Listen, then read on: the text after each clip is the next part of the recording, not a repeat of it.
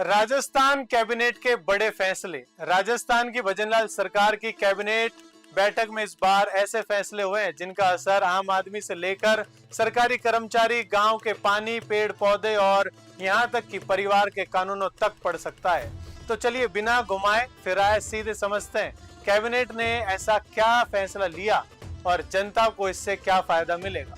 सबसे पहले बात उस फैसले की जिसकी सबसे ज्यादा चर्चा है। राजस्थान में यूनिफॉर्म सिविल कोड यानी यूसीसी, कैबिनेट ने राजस्थान यूसीसी विधेयक 2026 के ड्राफ्ट को मंजूरी दी है।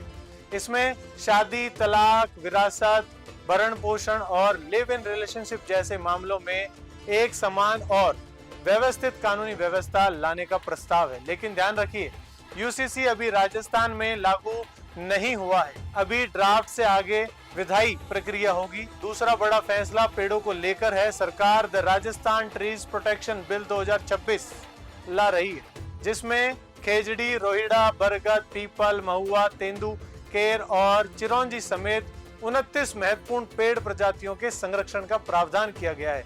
इन पेड़ों को बिना अनुमति काटना महंगा पड़ सकता है। 1 साल तक की जेल या 1 लाख रुपए का जुर्माना या दोनों का प्रावधान प्रस्तावित है।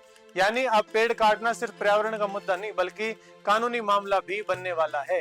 अब बात गांव के पानी की। कैबिनेट ने ग्रामीण जलापूर्ति योजनाओं की ऑपरेशन एंड मेंटेनेंस यानी O&M पॉलिसी को मंजूरी दी है। सीधी भाषा में बात करें तो सरकार सिर्फ नल लगाकर फोटो खिंचवाने तक सीमित नहीं है, बल्कि नल में नियमित और साफ पानी आए, पाइपलाइन और मोटर की समय पर मरम्मत हो और योजना लंबे समय तक चले, इसकी व्यवस्था मजबूत करने की कोशिश कर रही है।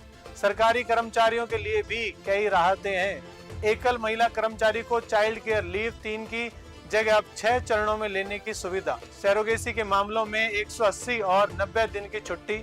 पदोन्नति के लिए कुछ कर्मचारियों को 2 साल की अनुभव छूट और मृत सरकारी कर्मचारी की पात्र पुत्र वधू को अनुकंपा नियुक्ति के दायरे में लाने जैसे फैसले लिए गए हैं। वहीं दिव्यांग कर्मचारियों की पदोन्नति में 4% आरक्षण के पुराने लाभ को लेकर भी नियमों में बदलाव की दिशा में कदम बढ़ाया गया है। तो कुल मिलाकर इस कैबिनेट बैठक का सीधा मतलब है, एक तरफ यूसीसी में बड़ा सामाजिक और राजनीतिक बदलाव लाने की तैयारी, दूसरी तरफ राजस्थान के पेड़ों को कानूनी सुरक्षा देना, गांव में पानी की व्यवस्था मजबूत करने की कोशिश और सरकारी कर्मचारियों के लिए कई राहतें।